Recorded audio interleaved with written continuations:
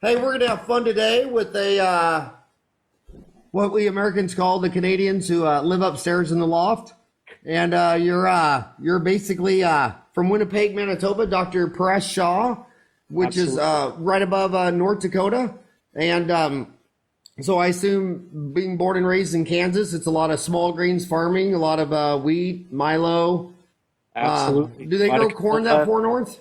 canola, corn, sunflowers, potato farms. They're all Is outside. is it true the sunflowers in the morning are facing the rising sun and their head turns all day long in They, such?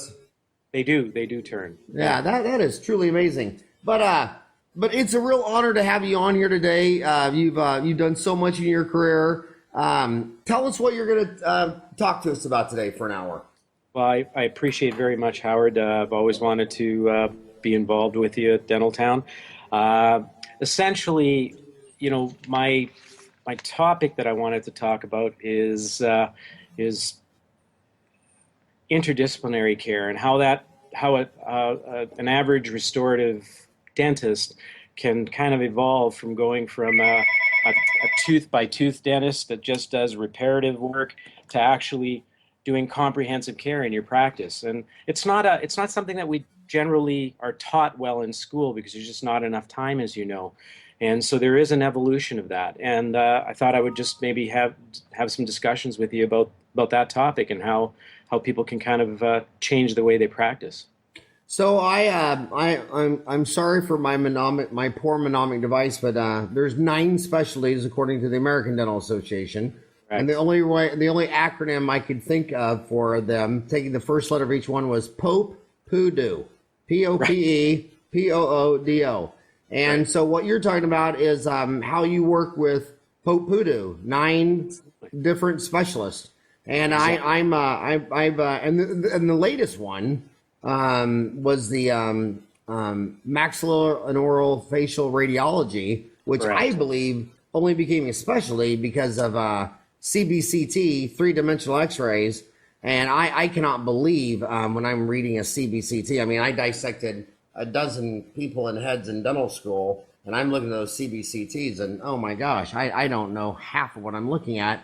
And No. I had to get a guy, Dale Miles, who's a Oh, board certified yeah, absolutely. maxillofacial radiology, and upload them to him. And I want him just to read them because, I mean, half the time I don't even know what I'm looking at. So No, I'm so exactly the same way. okay. So the first thing the guys are gonna call you on this is gonna be hey, the economy's been horrible since 2008. Nobody can afford this quadrant dentistry or full mouth dentistry, and I'm in Salina, Kansas, and sorry, Paresh, but I can only fix the tooth that's hurting him today. No, for sure. You know what? It's the same situation here. Winnipeg's a place of about 750,000 people. It's a wonderful place, but it's very hard to have a boutique practice here. It's not like living in Toronto or Chicago or LA where you can. And what I'm trying to get at is, in spite of, uh, I'm not saying that all I'm doing is full mouth rehabilitation. What it is as I'm looking at a patient, I'm looking at them globally. I'm not just focusing on one tooth, just asking the right questions. Well, why did that tooth break? Why is there caries? Why is there periodontal breakdown? And then from there, just making sure that we've covered all the bases. Don't get me wrong, a lot of my work is still, the majority of my income still comes from doing single crowns and lots of restorative. But I want to be able to not paint patients into a corner just by doing a little bit and fixing up that cusp and finding out that it's been creating wear because the tooth is out of position. I want to at least have that discussion with them and inform the patients that, look, you have some bigger issues and we can help you with that. Let's get you stable, let's get you comfortable, and then over time we can make it fit in your life. Kind of like how Paul Homily talks, is about just figuring out a way to fit things into a person's life. So walk us through the logistics of your thinking and just how you do it. So I called you up. A friend of mine referred me to you. You have an amazing reputation. So what's my first visit? Is it a new patient cleaning or is it a new patient? Do I get to meet you? Is it X-rays? Walk Yep. me through. I just called your office and want to meet and one. Typically, we like to I ideally like to have what's called a comprehensive exam. So we would ideally book a patient for about an hour and a half. There they will meet pretty well our entire team. Quite often, a little counterintuitive, but they'll probably meet our hygienist first, after our treatment coordinator, go through their health history, any relevant history that they will have that they want to share with us, dental and personal and health related. We'll start with a basic set of radiographs, but not a full mouth series just yet. And we'll go through the hygienists. I've worked with them very diligently, and all three of my hygienists, they'll do a complete periodontal exam. So not just periodontal measurements, but bleeding scores, plaque scores, mobility, furcations, everything. They'll also take a series of photographs as well, intraoral and extraoral photographs. And we'll come up, once when I come in there, they'll have that information there. They'll already be talking to the patients a little bit about it. If there is time, you know how most patients want to come in and go, look, I need to have my teeth cleaned. That's why we book enough time, because for the majority of them, we can at least get something started in terms of scaling and root planing. But we want to be sure that we give them at least a diagnosis for their whatever dental condition they have and their periodontal condition. And once we've created that diagnosis, I find that we've engaged them now, because they've seen some of the records that we've shown them. They've seen the periodontal chart. They've seen the bleeding score. It's very visual, just like our periodontists will do. So that's why it helps me communicate with them better, because I've already got records that are very similar to what they take. And that's kind of how that first appointment goes. If it's a really complex case like yourself, then what we're going to do is, look, Howard, we need a little bit more time because of these complexities. I'd like to bring you back and spend more time. I also need a full mouth series, and here's why. And that's kind of how we start things. Yeah, I can't get the smile makeover until I lose all the fat in my face so you can see my teeth. I'd have to lose 50 pounds first. I got a trainer that can help. No. So you talk about the interdisciplinary approach. So do you work with all 9 specialties? Do you share your records, radiographs? So tell me about why interdisciplinary approach is you're so passionate about. You know, here's the thing. And another way to look at it, let me reverse the question. Right. Out of 150,000 dentists in the United States, how many of them do you think use the interdisciplinary approach? I don't think as many as we would like to. I mean, you think yeah, okay. So what is the interdisciplinary approach, and how would you say you're doing that? What is the interdisciplinary approach, and how are you doing it differently than some people you see that you would describe as not using the interdisciplinary approach? I have numerous mentors, and one of them that is a guy named Rick Robley. He's an orthodontist. I'm not sure if you're familiar with him from Arkansas. And he actually wrote a book called Interdisciplinary Dentofacial Therapy. And my orthodontist buddy, who's part of our study club we run together. The Seattle Study Club. Yeah, I run a Seattle Study Club with my orthodontist friends. So, but there's a difference. Robley distinguishes between unidisciplinary, multidisciplinary, and interdisciplinary. Uni being basically looking at things in just one dimension, not really taking into account that there are, or even not even acknowledging that there are any specialties involved in the treatment. So you might look at a tooth, there's a fracture there, it's out of alignment, put a veneer on and not even consider ortho and perio that might be required. Then there's multidisciplinary, where you have the different disciplines, you're aware of them, but you don't communicate with one another. You just say, okay, send it off to the orthodontist and the periodontist, do the grafting, do the ortho, bring the patient back, and then I'll continue on. And then all of a sudden, you still have recession. The teeth aren't lined up properly, but you're going to correct it by placing veneers on it and be more invasive. Then there's interdisciplinary, where you're actually, the specialists are actually on the same page as you. They understand what your challenges you have and what you're trying to accomplish in terms of restorative. You understand what their strengths are in terms of ortho, perio, oral surgery, endo. And we're all communicating with one another. It's been very hard to try and get that together, but I have a team of specialists I work with now. We talk regularly. We'll meet together. We'll email certain images. My orthodontist we'll do a a call like this on his secure website, and he'll have all of the images there, and we can actually communicate with one another about it. So it's taking it to another level.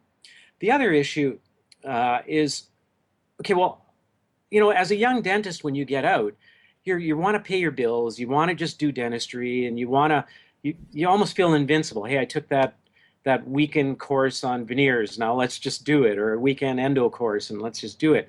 But it's also understanding what your strengths and weaknesses are as you start to evolve as a dentist and your standard of care starts to improve. And after a while, I started realizing, I know most things, but I can't do everything perfectly. So why don't I feed off the strengths that I have and get some people in who can provide their strengths better than me? I place dental implants, but I have a periodontist that works with me sometimes in my office, actually. And her talent is, for some of these cases, are just so much better than mine in certain cases. Why would I not use her? Now, is she using CBCT, three-dimensional radiographs? Absolutely. And does she make a surgical guided a lot of times we'll make not? the guide, but I'll make it off of, yes, I will make it, but it won't be a milled guide. It'll be a guide that I'll get my lab to make off of mounted diagnostic wax up. And then we'll sit together and I'll discuss what I want to do restoratively. She'll tell me what she can do surgically, and then we pair the two together. And another thing I think about, you mentioned Paul Homily just a few minutes ago. Yeah, I've read some of his books. Yeah. I've listened to him. I think once I've listened to him as well. So those who don't know Paul Homily, what was he, from South Carolina? Yes. Yeah, and this guy was selling $50,000 full mouth implant reconstructions back before anybody even knew what they were. I mean, he was so far early in implants, he was using blades. But the one thing that really hurts the consumers the most is when we talk about, like, Paul Homily, like presenting cases. Yeah. If you don't understand perio like a periodontist, you Right. don't have the passion to even sell the case. Right. I mean, so you only know what you know. Correct. And you know some of your unknowns. Like maybe you don't know calculus or trigonometry. Right. But you'll never know your unknown unknowns. And the case in point is this. In my 27 years of practice, I've seen a couple of really bad orthodontic surgery cases gone wrong. And the thing that bothers me the most is this person was getting their teeth cleaned every 6 months from age 5, 6, 7, 8, 9, 10 at a dentist. And he just watched his whole face to where, it all could have been so easily intercepted. And if he had an interdisciplinary approach, or if he realized, I don't do ortho. Well, if you don't do ortho, then there should be some time frames where this kid should have an orthodontic consult. Absolutely. You know what I mean? And the other thing is the lowest cost education in the world. I mean, besides this free podcast and the Dental Town message boards are free and everything on Dental Town is pretty much free. But what I don't understand about dentist continuing education is they'll fly clear across Canada or the United States. Right. And fly in a jet, stay in a hotel, and drop $3,000-4,000 when all they had to do is walk across the street and spend the day with their periodontist or their endodontist or their oral surgeon. It's like, why did you have to go to the Misch Institute of Implantology in Pittsburgh when you live in Nevada? When if you just want to ask your oral surgeon or periodontist, can I watch you place implants, and can we be interdisciplinary? And I think they think in fear and scarcity that, the oral surgeon's not going to be nice to me because he thinks I'm going to pull all my wisdom tooth, and the orthodontist isn't going to teach me anything because he thinks I'll do it. And successful specialists don't think in fear and scarcity. They think in hope, growth, and abundancy, and want to share everything with you.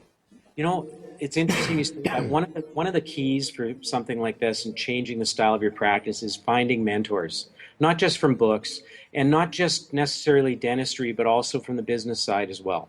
And when I first, I'm going to digress just a little if you don't mind, but when please. I first, probably 10, 12 years ago, I wanted to kind of change the way I practice and do a little more cosmetics and just to have more fun with dentistry rather than just patching up fillings.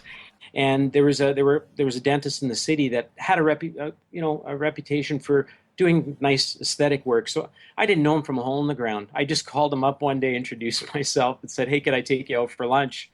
And he's like, sure. And we met, and I just said, look, I know you've done a lot of things with your practice in terms of marketing and courses, and I want to do the same. And he was just, he opened up. He was so good. The same thing with some of the courses that I've taken over the years. You probably know Paul Belvedere from Minnesota. I mean, he's one of my mentors. Now he's retired, but I will still meet once a year and fish. John Coyce, and like I said, David Sarver and Vince Kokich before he passed away. All these people, they're great people. So what I and to throw you under a bridge, if you're same age as me, what would you say to a young dentist who just opened his practice in Manitoba and wanted to call you? How would you take that call? I would take it right. I always mentor kids. I run 2 study clubs in the city, one with a group of our colleagues like yourself, and my orthodontist buddy and I just started a branch of our Seattle Study Club where they're young dentists between 1 and 3 years out of school, and we're starting it in September. We've already introduced, and we got 18 people. We're just charging for the meals, nothing else. We're just putting 5 evenings a week for the next 2 years, and we want to teach them about diagnosis and treatment planning. So we do that. Having said that, I 100% agree with you. You need to find specialists that are open to mentoring, not putting their hand on your hand and saying, look, you shouldn't do this, you need to send it to me. Instead, say, look, come on in, let me teach you how to diagnose and do this stuff and look for red flags. You do what you feel is comfortable. And you know through that, if you develop a rapport, they're going to get the big stuff. You know, if you want to do a class 1 crowding case, that's fine. But my orthodontist friend knows that he's going to get some of the fun cases out of it. Same with third. I got to tell you a story of one of my best friends. I don't want to say his name because it might get back to Craig Steichen and he might get mad at me. But he decided he was going to do ortho. And he went through some ortho programs and he started doing all these orthos. And he got about 2 years into it and realized that every time he's doing ortho, he wishes he was doing crown and bridge and fillings and restorations, and he's not an orthodontist and all that kind of stuff. And when he was asking for help, you know, all the orthodontists pretty much shut him down. Well, you're doing ortho, you know, that's your problem. But one of them was like, yeah, if you have a problem, call me. You want to have a problem, call me. One day, Stike went over there and said, can I give you all my ortho cases and transfer the whole damn thing? I swear to God, if you take these, I'll give you all my ortho for the rest of my life and everything. So the orthodontist made bank on this for sharing and being open. And I want to say one more thing about the interdisciplinary approach. In my own personal life, a lot of them became actually life coaches. You know, like a couple of these guys convinced me, dude, you need to get on a bicycle. You need to start running. You need to go to Lifetime and swim. And they meet me there. So you start off in dentistry. Yeah. And the next thing you know, you're biking, swimming, and running because they've cut my blood pressure from 145 over 95 to 90 over 60, and my cholesterol from nitastatin to they doubled my HDL, so they can become life coaches. Hey, listen, I have a part-time endodontist that comes to my office. His name is Rodrigo Acuna, and he teaches at the school full-time. About 6 weeks ago, he came in and he looked at me and he goes, you look really stressed out. Like, what's going on? And I go, well, what about you? It was like 8 a.m. He goes, I just went for a swim. I got up at 5:30, went for a swim. You're going to come with me next week. And now we go swimming. And I feel a lot better. I get up early in the morning. I'll meet him 2 or 3 times a week, and we go swimming. So and then you don't have to take a bath for 3 days. That's what I love about swimming. You don't have to worry about the chlorine category. Yeah, the chlorine has a post biostatic property. But yeah, so what else would you want to say about interdisciplinary dentistry? Well, you know what? I think it's very scary for young kids, young dentists, and even experienced dentists to give up what they're doing. You know, because you're always looking at the bottom line. You're looking at production. I don't think you realize that if you set your practice up in such a way to be successful by just being able to provide the best quality care and working with the right specialists to help you in the cases that in the areas that you feel that you know that they're going to be better at, but you just don't want to give it up. You can spend more time focusing on the things that you're good at, and it's a matter of just realizing that.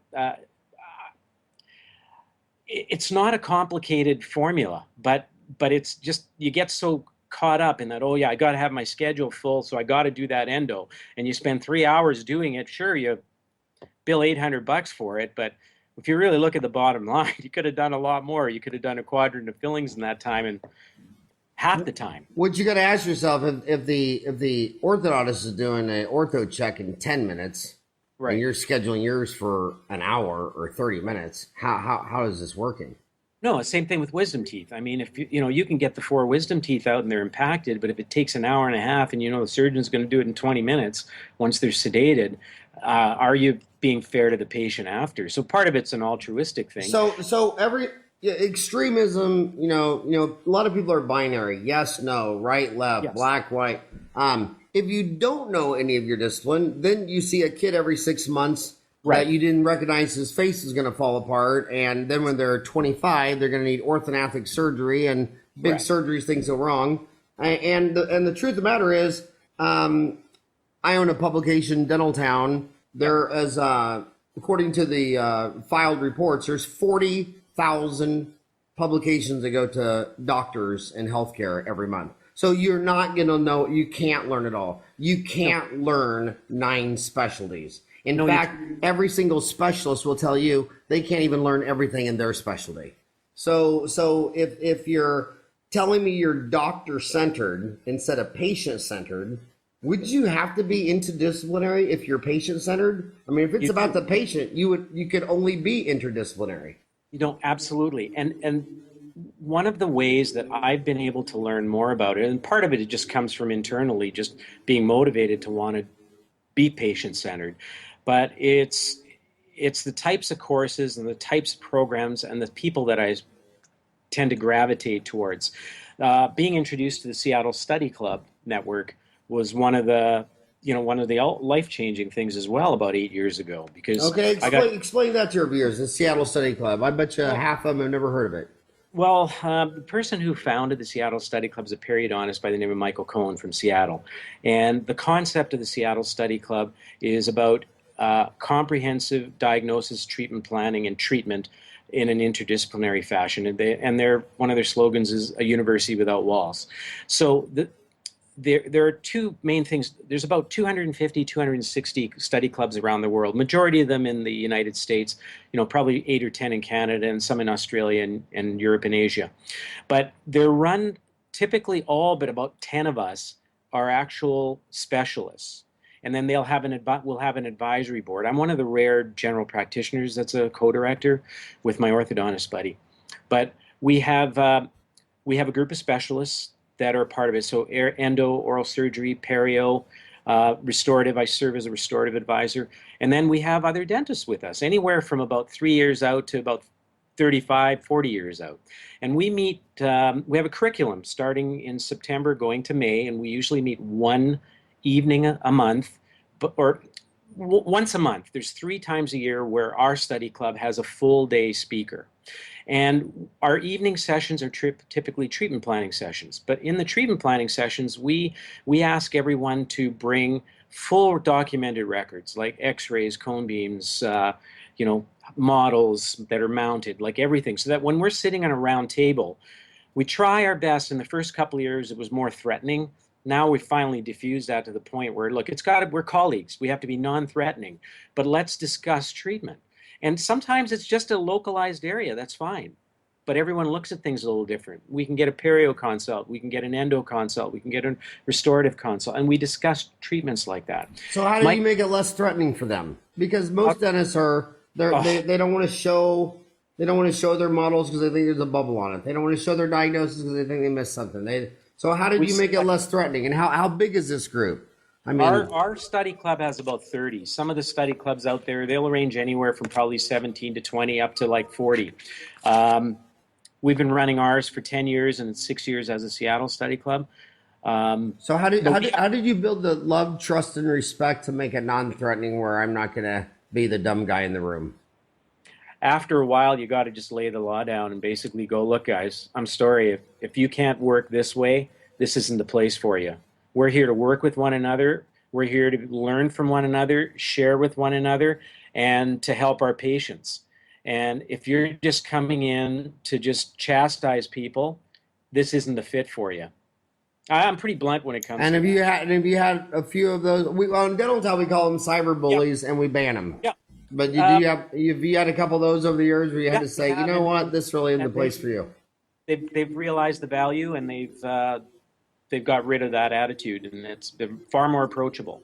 And that's great because everyone benefits from that. Because when we're talking also and we're discussing treatment or discussing a new procedure, we also bring in some literature with it. Like, it's not just, oh, I tried this 20 times, it works for me.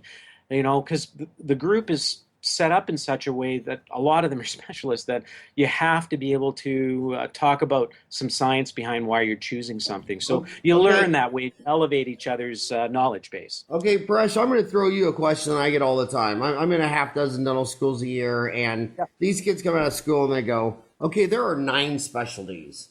And a CEREC's $100,000, a CBCT's $100,000. It would take me a lot of time. I can't get good at endo, placing implants, perio. I can't be a cosmetic spa dentist, master veneers. So I'm 5,000 graduates a year. I'm out of school 5 years or less. Paresh, what should I learn first? You know what I tell them? And I know it sounds kind of, for some people, they look at me and roll their eyes, but I think you should learn a good way to diagnose and treatment plan, and learn occlusion as well. I don't think people understand that, but I think if you can learn that, you can do almost anything. It's very easy to go and learn. If you want to do almost a commodity type thing, you can go take some endo courses or take a continuum from someone and learn how to do that and do that well. But a lot of young dentists will go, I want to place implants because I know it can bill a lot. And I go, well, that's fine. But if you just take a one-day course or sit in a surgeon's office and learn how to place them, do you know how to diagnose and treatment plan when to put it in and when not to put it in, and how to pick the right spot? And I think if you learn the other way, you're going to be better. So I recommend taking more comprehensive courses. So I did a whole continuum through the University of Minnesota and University of Buffalo. It was a 3 to 5 year journey where you take a series of modules and you learn occlusion, you learn different disciplines, and then you also get to treat patients. It's a phenomenal program. And I did an aesthetic certificate from there, but it's a misnomer because you learn about all types of dentistry. Then I did the continuum at Misch. I finished John Coyce's entire continuum, and I have a new associate that's going to start with me in October. And I told her, I said, before you start with me, in that first year, you have to go and take John's first treatment planning and occlusion course. You have to, and I'm going to contribute to that, to your the cost of that, because I want you to start learning how to look at things globally.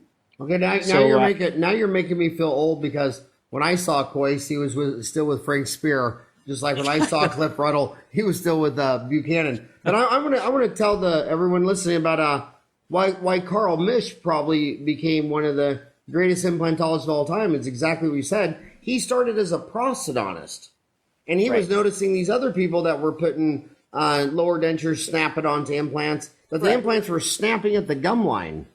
And Carl thought, a titanium implant doesn't snap at the gum line if we have balanced forces here, and you just can't force forces. And so it's funny how the guy who learned how to make removable first and established occlusion and could build a great denture learned how to make the greatest amount of implant supported dentures known, and wrote a book that's been updated 6 times on it. So you need more than one tool in your tackle box to be a great dentist. And you're saying start with comprehensive treatment planning with all 9 specialties, and pick up occlusion first too. Yeah, absolutely. I mean, and there's some great programs. As you know, you've got the Coyce program, you've got Pankey, you've got Spear, you've got Dawson. It's like doing a little specialty or mini residency in everything over a period of time. Through that, as you were alluding to, Howard, is all of a sudden you start meeting other specialists, and you start creating finding mentors, and also being mentors, and it's just a wonderful. And the best way to learn a relationship with your mentor is you should always have mentors, but always be proteges. I mean, this goes back when you were a little kid, and you were always following your big sister's advice of next year I start kindergarten, and what's it going to be like in first grade, and what's it going to be like in high school. But then you would turn around to your lower sibling, and you'd be coaching them what to expect in kindergarten and first grade and grammar school and high school. You were suggesting about approaching specialists in your city. Well, as I said, I have a part-time perio and a part-time endo that's out of my office. So this new associate, she actually came in yesterday and spent the entire morning with the endodontist because she's going to be doing some endo. And I just said, look, why don't you come in, spend a few hours with him. He'll teach you a few things about access and how to use the equipment that I have. And none of the people that I've developed a rapport with in my area that are specialists refuse any of that. If they say, you know, even the oral surgeon will go, look, come on down, I'll bring your associate in and she can spend a day or two and I'll just show them how to take teeth out properly because they know they're going to get referrals. Okay, let's another question that people get confused when they go to Panky or they hear about Quace and Spear and all that stuff. Specifics. I mean, do you take full mouth study models on every new patient? I mean, what if it was a 2-year-old, 10-year-old, 9-year-old? No, of course not. No. So go through that. No, after a while, you just learn what, you know, you learn where you need that and where you don't. As I said, I still, you know, I'd say 80% of my practice is still single tooth dentistry. It's not that I don't talk about the other things or make people aware of it. I think it's an obligation. So like John Coyce talks about his risk assessment, and it's basically explaining the risk of the situation and the condition that they have and trying to give them a prognosis for the work.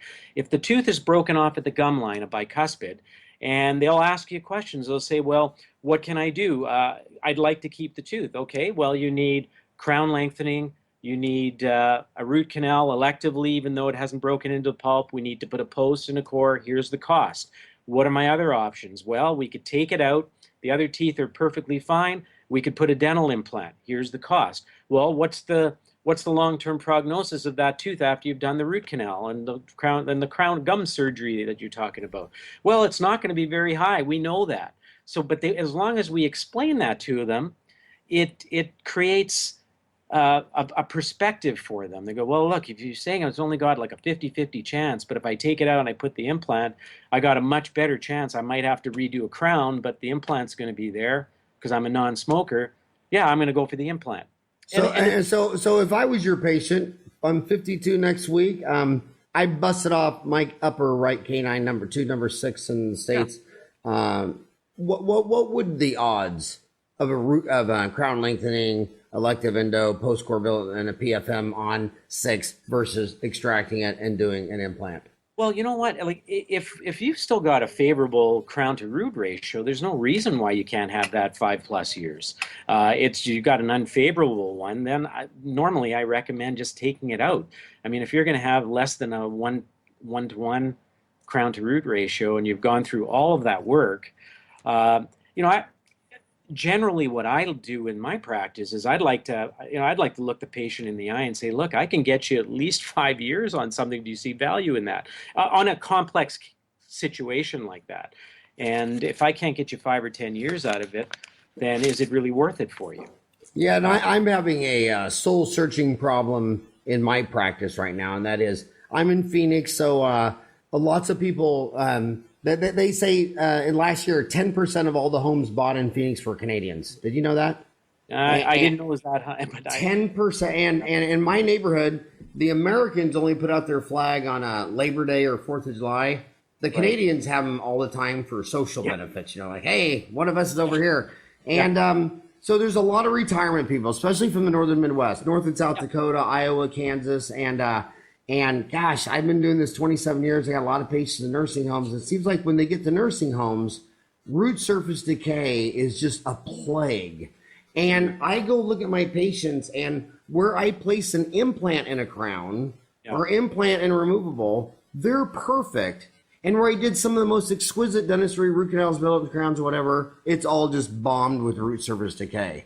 Is that something to play with your mind that you're starting to, and by the way, in a nursing home, this doesn't apply to men because the average man in America lives to be 74, average woman's almost 80. If you go into a nursing home, I swear, there's 100 women and only one man named Lucky. So if your mom was 70 years old and number 3 had 74 actually, and so if your mom had number 3, she had a big old MOD amalgam or a PFM or whatever, and and it needed a complete root canal buildup and Yeah. crown, and she was 70. Yeah.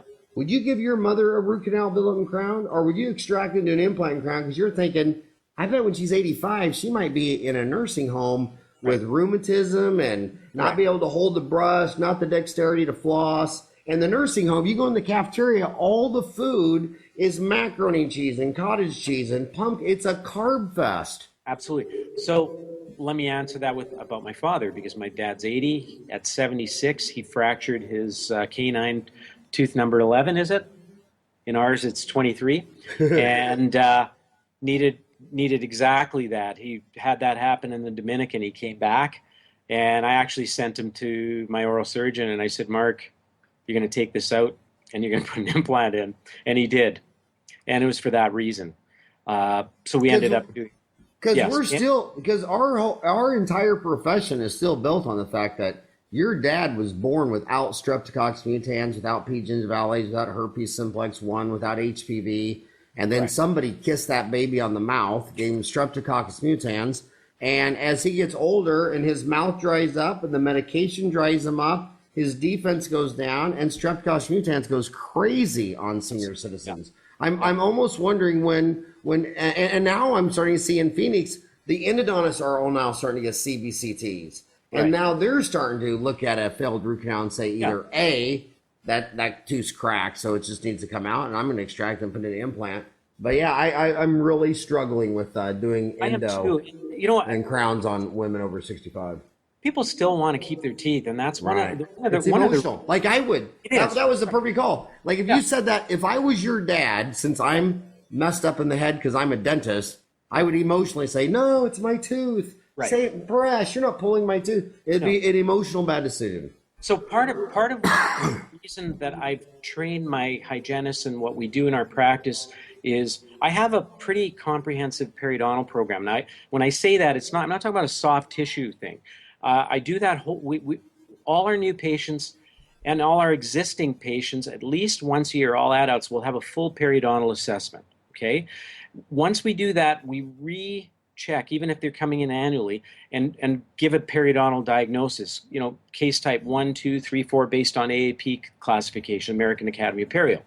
And if their bleeding score goes up over 20%, we actually show them that. They can see it on Dentrix, all the bleeding spots, and we'll go, look, obviously you're not looking after things well. What's the risk? The risk is cavities, okay? So now we're going to bring you back in 6 weeks. You got to clean this up. Otherwise, you're going to go see our periodontist and get more treatment done.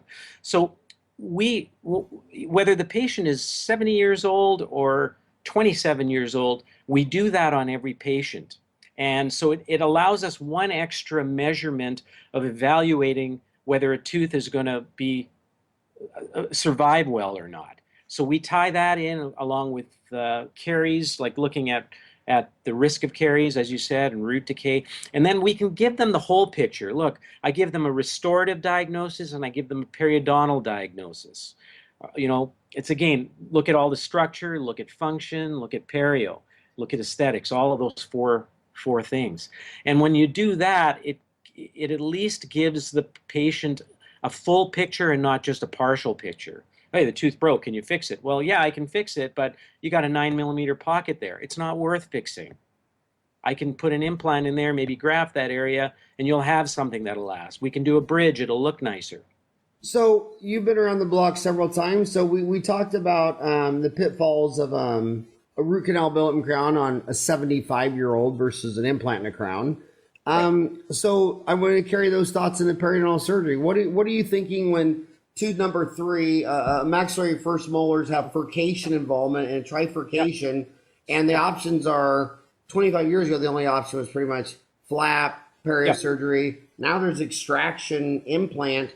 How does Paresh's mind wrap around this? If it's I know now, but maybe I'm a little more of a geek, if you will, because I spend time reading and going to some specialty meetings as well with my specialists, but they come to restorative meetings with me. So that's how we learn how to be on the same page, not just through the study club. But so I know if you've got a class 2 or class 3 furcation that the long-term prognosis is going to be fair to guarded. And if you have something like that, I'll tell the patient, look, you'll see my periodontist. We'll go Okay, through all that. explain to the readers, the listeners, the difference, class 2, class 3. Some Well, might not understand what you just said. well, when you've got a furcation in between the roots and you got bone loss in there, a class 2 furcation is there's a little, it's called a neighbor's probe, a periodontal probe. So it's got a hook on it and it has different measurements. And a class 3, you can basically get that probe. The bone loss is through and through, basically, from the buccal to lingual. And So a 3 would be all the way across, all the way through. Across. Yeah. And then a 2 would be, more than halfway through. And a 1, you can just get the probe or the measurement just getting into the furcation. And I'll tell patients, look, it's like you have the roots here and you got bone loss here. If you get a cavity in that spot, I can't treat it. So I need to see you every 4 months rather than every 6 months, because, the literature shows that we can at least help you try and maintain that a little better, seeing you at shorter intervals, because you're going to build up plaque and bacteria around there. And the longer you wait, the higher the chance it can get worse or you can get decay. So we'll bring you in a little bit sooner to keep that area clean. The other thing is if you're seeing constant inflammation, we have a measurement of that and we can see the bleeding score. So I'll get my periodontist to look at it, and they may consider doing a flap in that area and cleaning it up. And then they'll say, look, the prognosis is poor. Let's take it out while you still have bone. Let's put an implant in here. Well, I don't want to. And are they usually doing the extraction and placing the implant at the same time or not? It depends on the clinical skill of the specialist. There's some of that. For me, I'm not as confident doing an immediate extraction in a molar area. I am in other areas, but I have one surgeon he's done tens of thousands of them, so not a problem for him. He'll be able to take it out, get it in there, and I've got a periodontist that can do that as well. And what should the dentist be thinking about immediate if they had gum disease in a cavity, or maybe they had a endodontic abscess with a periapical radiolucency? How do those 3 things affect your comprehensive treatment planning on the immediate placement of an implant? Yeah, a lot of times I'll tell them what we're probably going to want to do is just get the tooth out, clean up that infection. Now, if there's not active pus coming out of there, I think some of the literature shows you can clean it up and actually graft that site right away. But I wouldn't be placing an implant personally in that area just yet. And what are your thoughts about immediate loading or waiting to load? If we can get the right amount of stability, then I will do that. In fact, we just did a full arch case this week, and the periodontist took out a bunch of teeth that the bridge work on the lady was breaking down, but good solid bones. So she took out the 11 teeth and put in 8 implants because she wants a fixed prosthesis, crown and bridge. And I ended up taking the 4 most stable implants, cross-arch stabilization, and gave her a fixed denture right now for the next 4 months until everything stabilizes. So literature does show that you can do things like that as long as you've got good primary stability, good bone, and health. Very good. So we're 3/4 done. We're 45 minutes. We only got 15 minutes left of your outstanding podcast. What do you want to talk about this last quarter? This last 15 minutes. There's a young dentist that had just graduated from our dental school and just moved to another province, and she was emailing me a couple of weeks ago just talking about, I want to do cosmetics, I want to go to AACD, and I want to do this and that. And I said, well, why do you want to do some of these things? Like, that's great. It's a wonderful conference, and you're going to learn some things. She goes, I just want to be a better dentist. And I said, you know what? I think one of the things that you should consider doing is joining a study club that has a variety of disciplines in there, and start learning from them. Use them as mentors, and they'll teach you.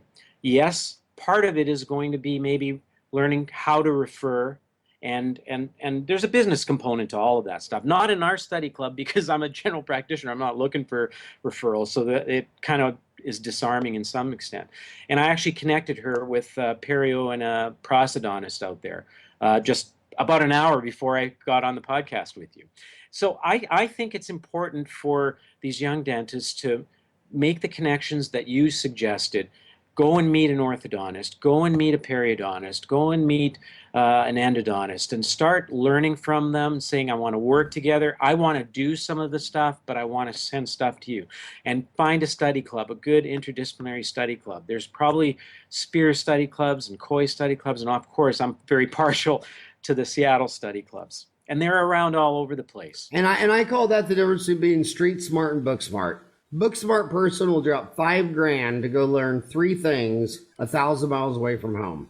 Right. And a street smart person can go do that at McDonald's over lunch, or picking up a foot-long Subway sandwich and splitting it with the endodontist. And I want to tell you, in Phoenix, Arizona, the most successful endodontist, hands down, is Brad Gettleman, and he has an open-door policy. Any dentist in town can just walk over to his office, and it's like watching Mozart play the piano. And the whole time he's doing these amazing root canals, he's just talking to you like you're both just sitting at Arby's having a roast beef sandwich, you know. And he's talking, and you're just learning all that over the shoulder program. And all it cost you was $3 of gasoline to drive over to Glendale. That's because he loves what he does. Yeah. Yeah. Right? And that's the same with me. I have no problems people coming in.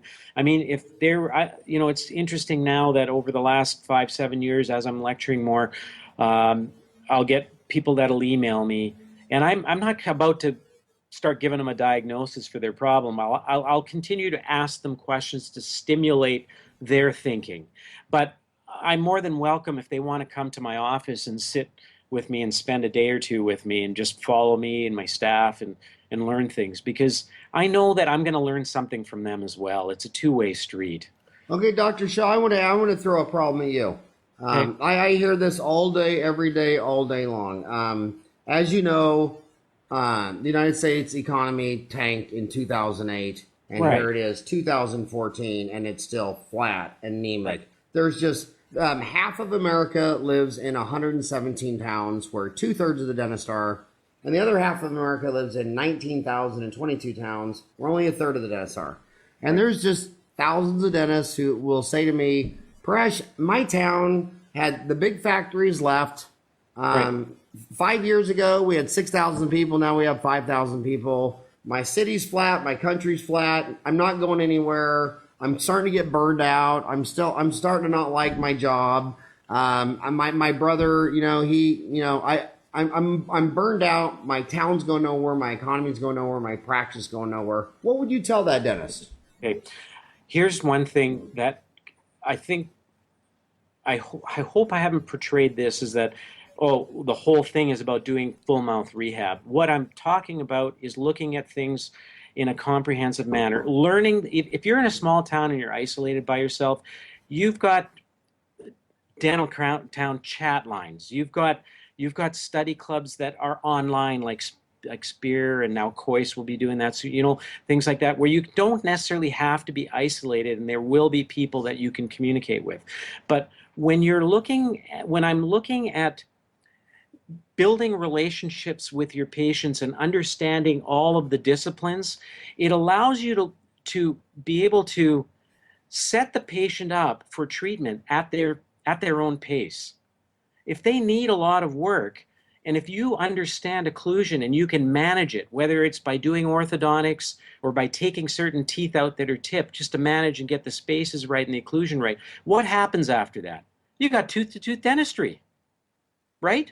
Right. You've got everything all nice and stable, and now you can break it down into quadrants or even to sextants or even tooth by tooth. And it's understanding those concepts and understanding what you can bring in to get that person to that point, and explaining it to them properly. Now all of a sudden I've got a patient. I have lots of patients that I'm doing full mouth rehab, but you know what? I'm doing over 6 or 7 years, because they don't even have 10 grand a year to drop down. They might have 3 or 4. But I'll say, But more specifically, when you talk, man, you got a glimmer in your eye. You're tall, dark, and handsome. You're passionate. You just love this stuff. Right. What do you say to that burned out guy in Salina, Kansas, who's sick of the Republicans and Democrats? He's sick of the economy. He's sick of everything. His town's dropped 15% in population, and he's just burned out on Friday. He's not smiling and talking with passion, with a sparkle in his eye like you. What would you tell that guy? I think they got to look inside their practice, look inside themselves and say, look, first of all, one simple thing is What do I not like doing? What just gives me anxiety when I walk in? And get rid of that. I mean, you got to start enjoying it, because if you don't have the passion and you don't enjoy it, patients know that as well. Okay, You're I working. assume you're talking about all pediatric dentistry. Yeah, yeah.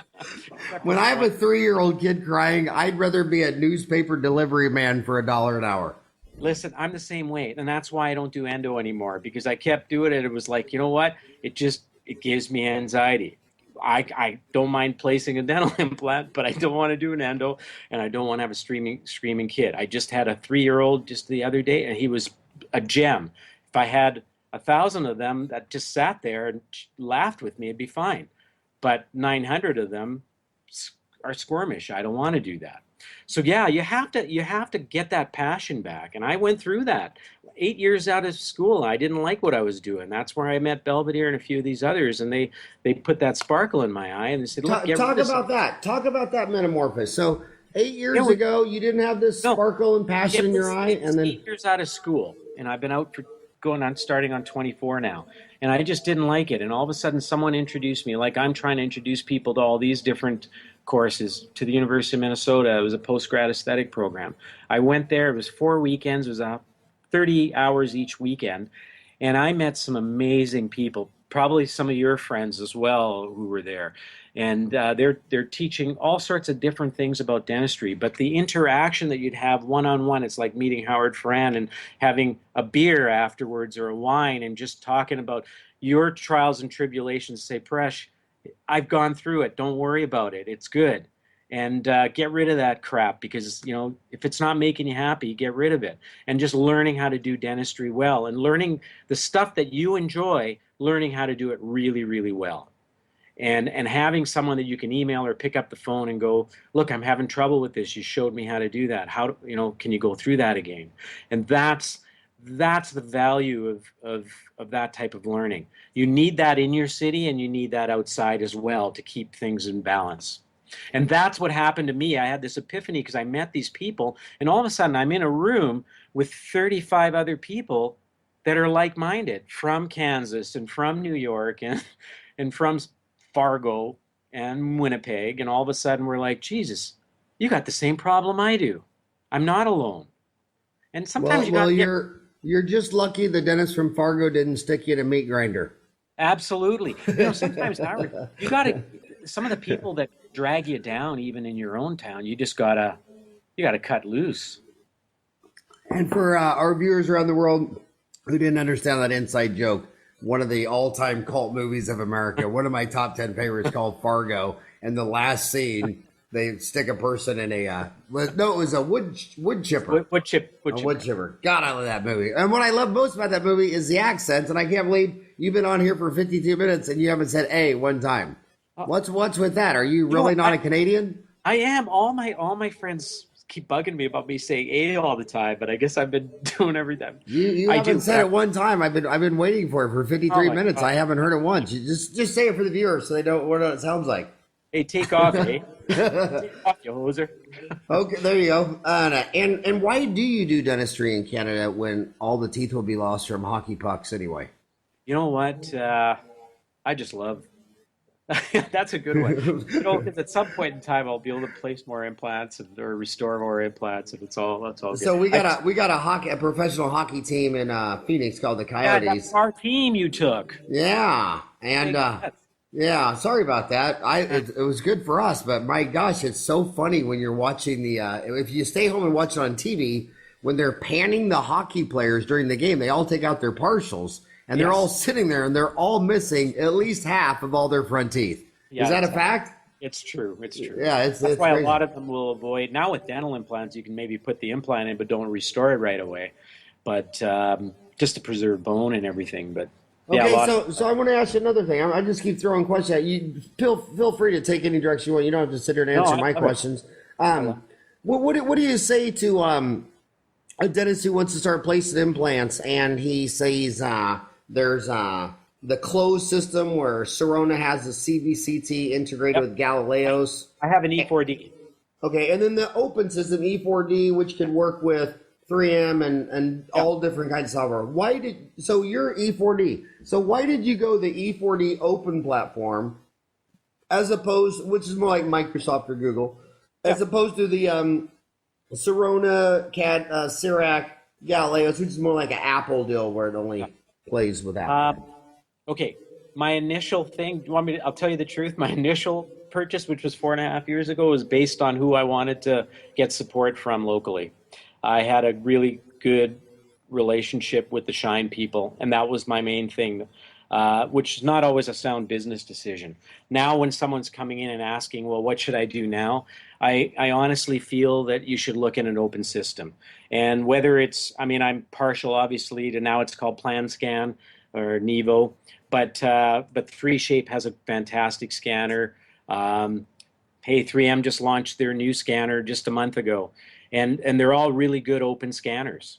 And so it allows you the freedom to do your dentistry in-house if you want to, but you also have the freedom of using any lab in the world. And I know Sirona's a wonderful product. I have nothing bad to say about it, but it is a little more closed. You still have to use the Ceric and Sirona network, while the other way, I can send a case right now to any lab in the world, and I have done it to different labs. So if you placed 100 implants, how many of them would have a surgical guide? I've probably done over 200, and pretty well, I'd say 95% of them have, but I'm a little fussy with that. Even if it's a single tooth, I still do a little guide, even if it's just... So what would you say to my best friend who's never used one and said, well, yeah, I've never used one. What would you say to the dentist who has never used a surgical guide and has placed 200 implants and you have? You know what?